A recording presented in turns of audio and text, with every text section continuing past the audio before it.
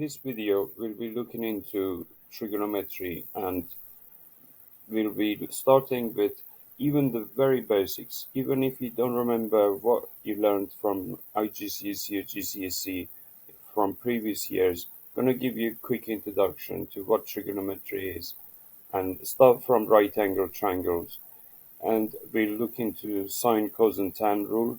Then we'll look into, I must say, sine, cos, and tan ratios. And then we look into sine and cosine rule, which apply to scaling triangles, not just right angle triangles. We'll discuss what does it mean for ambiguity of the sine rule. Then we'll look into area of scaling triangles and how to find it. And then we'll be solving some trigonometric problems. Alright, so let's get into it. Even if you don't remember, from the very basics, let's start by exploring the properties of similar right angle triangles here. There is a right angle triangle. I've put the sides of it to be green. Now we call the side that's opposite the right angle here, we call that hypotenuse. No matter what, hypotenuse is always the longest side of the triangle, of any right angle triangle. It's called hypotenuse. In short, we usually write it as HYP. So from now on, if you see that notation, that's hypotenuse. In this green triangle here, there is the hypotenuse, and the opposite is the side named that is opposite the angle we are concerned. We have this angle x here, so we call that opposite. So let's just focus on the opposite divided by hypotenuse, because the smaller one divided by the bigger one. That's how we call this ratio of opposite to hypotenuse sine. Okay, so make a note of it. Sine of any angle, in this case theta, is the opposite OPP divided by H by P. Okay, and then let's put this ratio on this table. Let's say we found those numbers, we measured them with a ruler, and it was 5 to 10. So the ratio is 5 to 10, which is a half. Now, the same angle here, if we keep that angle constant and go ahead and draw the purple triangle here, the opposite side now is a little longer, and the hypotenuse also is a little longer. Now, what's special about these two triangles is that they are similar because the angle there is fixed. The red angle there, x, is fixed. Then the other angle is also 90 degrees, so the third angle is also the same. I'm saying, so in this case, because they have a fixed angle there, they're similar. And let's measure those numbers. They, they measure to be 8 to 16, and wow, what you notice is that, well, the ratio of the sides is the same. It's not a surprise that the ratio of hypotenuse opposite to hypotenuse is the same decimal number. And guess what? If we go ahead and measure the sides of the red triangle there, the opposite to hypotenuse, and put it there, it tends to be 10 to 20. Now it's happened to be 10 and 20. And yes, so what mathematicians thousands and thousands of years ago thought, oh, wow, maybe we can use this property. If we didn't know the size of that, let's say one of those sides was missing, let's say we didn't know the opposite side and we only knew the 20 here. When this angle is fixed, we can associate that. Maybe we can put it in a rule book. What they did is that they said, all right, let's measure this angle here. For triangles that got this angle, let's say this angle is 30 degrees. Okay, for 30-degree angles, all the triangles will have this when 30, when they made a rule book. So all the triangles that have a 30-degree angle here, well, the other two angles are also going to be fixed at 90 and 60. We don't have to report that. We just need to say that opposite when we are measuring opposite to hypotenuse, let's give it a name. Let's call this ratio sine. Sine of this angle is always going to be a half. Okay, so they said, oh, let's put that in a rule book. So when the angle is 30, we're gonna have a half. And then when the angle is 60, we're gonna find out what that ratio is, put it there, so we can use it in the future. Alright, so let's say, we said that that 10 was missing, but we knew that the ratio opposite was missing, but because the hypotenuse was 20, and we knew that this is sine of 30, okay, so sine of 30, we can look that up in our rule book and replace the sine 30 with the half, and then multiply across. All we have to do is say opposite now, treat it as a equation. 20 times a half, right, is a 10. So we can use this to help us to solve problems. So that's what they did. That's the meaning of sine. Opposite divided by adjacent. Now let's look at the adjacent side. Adjacent of this angle x here. All right. Let's call this angle x or theta. Doesn't matter. Theta is also another Greek word, or always associated with angles. So adjacent side is next to the angle. The other side that's next to the angle is always going to be the hypotenuse. No matter if you're concerned with this angle or that angle, next to it is either hypotenuse. Now, because we're concerned with this angle theta here, we're calling this bottom length adjacent. It depends on the angle. If we were concerned with angle y there, then adjacent would be that line there. But in our case, in this green triangle, we're concerned with this theta angle. So let's get rid of that y there. And so let's say we made the measurement of 3 and 5. We took our ruler out and we just measured them. Okay, so this 3 we divide by 5. We put this ratio in a book. And then if we go ahead and measure the yellow triangle there, the longer triangle, we get like 5 to 8.333. Alright, and you see the pattern here. Because of the similarity of triangles, we've got the this ratio of the sides coming out to be the same again. All of these ratios is 0.6. Now, why is that? I don't know what angle it is, but they said for each degree, all right, we're gonna make a rule that we're gonna make a note of it and record it in a book, because back then there wasn't calculated. They didn't have like fancy electronic calculators that we have today. The memory was just recorded in a little book. All right, so they would have, mathematicians would have to like copy it across and give it to each other and use it like that, because there wasn't calculators there. I'm saying I'm using example of a book.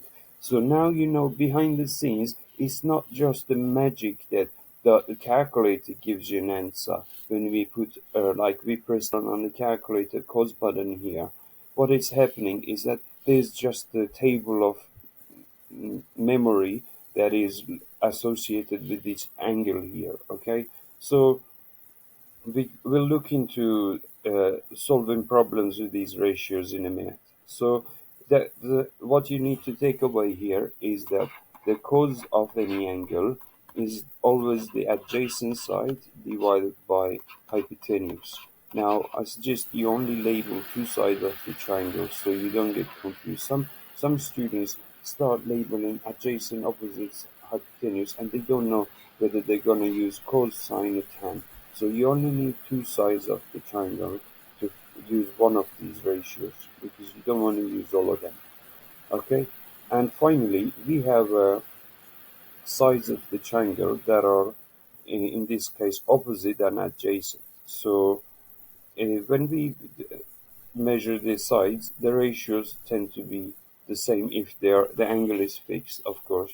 the ratio of these sides is going to be the same. So they also made a rule book, and then they recorded for each and every angle here. They said tan of 30 degrees is always going to be uh, 1 over 1 over root 3, and so on and so forth. So yeah, and and then they said, okay, so tan of 60 is always going to be root 3, and so on. It's something like that. This is a number like 0.5 something. There's 0.577, and the other one is uh, larger than 1. Okay, so let's use it to solve these problems. Okay, so let me just get rid of my writing here. Okay, so this is the prior knowledge test at the beginning of every chapter. Pause the video and have a go at these questions, and then I'll show you the answer. Alright, I hope you have had paused the video, and I've put out on top of the page that you should remember from now on. No one's gonna come and tell us, and you should know it. So if you there is like a little song you can remember for yourself, So Katoa. So means SOH, Ka means CAH, Toa. If you just remember this mnemonic, Sokatoa. This is most different, uh, like maths teachers teach people different things, but associating the fact that sine is opposite over hypotenuse, cos is always adjacent over hypotenuse, and writing it for yourself helps you remember this, because you do need to pick one of these routes to solve a problem here. So you're going to label this side opposite because it's opposite that angle we have, and this side here, label it for yourself adjacent. Then you look at this, you say, oh, I have opposite and adjacent. Which rule can I use? It's tan here, because tan is opposite and adjacent. The other ones, we're not concerned with. Here, we don't know hypotenuse, and we're not even looking for hypotenuse. So we are not concerned with that. Don't even label it, because we don't have it. So adjacent and opposite, we're gonna write here tan, and the angle goes with it. So we write tan 23, and then we say opposite is missing. So I'm gonna write x instead of o, opposite, and adjacent is 7.3. Solve this like an equation. Multiply both sides by 7.3, times it here, and don't put this 7.3 inside the bracket. That's not what you're supposed to do. You type this in your calculator. You just say 7.3 times 1023, and the answer will come out to be 3.1. Okay, so that's how we do it. Then let me put up. So then the next part for 1b, you label the triangle. What did we say the opposite side to the right angle is? And what's the name of this triangle, this side of the triangle? Labeling sides is either opposite, adjacent, or hypotenuse. You only need two of these labels at any time. So you say the x here is actually opposite the right angle, so that has to be hypotenuse. All right, there's no doubt about it. It's the side is the longer side of the right angle triangle is hypotenuse. Then with regard to 70, we have to call this what? Because this angle 70 we have, this side is opposite to it. We're gonna have to call this opposite. There's no doubt about it. So then you look up here, SOHCAHTOA, which of those ratios we're gonna use? We're gonna have to use sine, because we have opposite and hypotenuse. So you write sine 70 equals to 8.5 is what we have on top of opposite. Look at the rule. Opposite is on top of the fraction, so don't swap things around yet.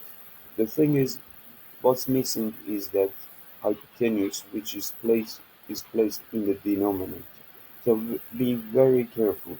When you have a denominator missing, you can't just take is 8.5 and times it by sign like we did over here.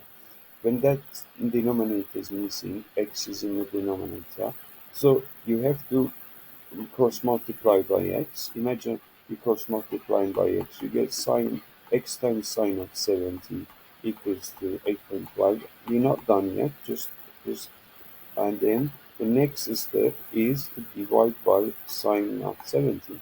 So we really swapped x and sine 70 around. So from now on, you can do that. In one go, you can just say, if you're good at algebra, you just, when denominator is missing, you can do that. You can say, I'm swapping x and sine 70, and what you should get is 9.05. Okay, so 9.05 is the answer. Then you do the same thing for part C. Pause the video, have a go at it, and then look at my answer. Opposite here, hypotenuse here. Once again, it's going to be sine. So I'm just gonna show you what it would have been. Would have been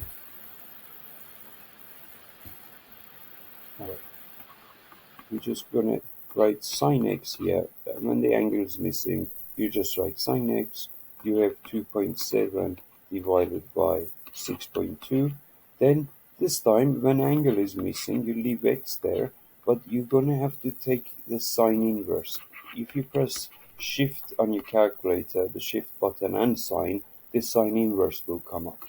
That's not a cosine. So I'll just let me write it and I'll explain to you. Don't confuse this. This doesn't mean 1 over sine or anything like that. This is like a function and sine. We're just saying that now we are looking for an angle.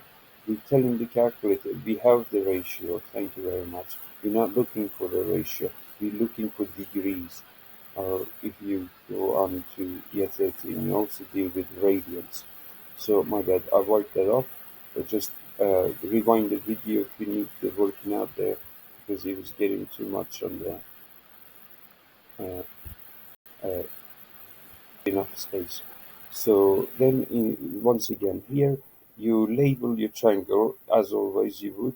You say this is opposite and this is adjacent. We are not concerned with the hypotenuse here. So we're going to have to use tan here. You write tan of x is equals to 22 over 5, opposite over adjacent.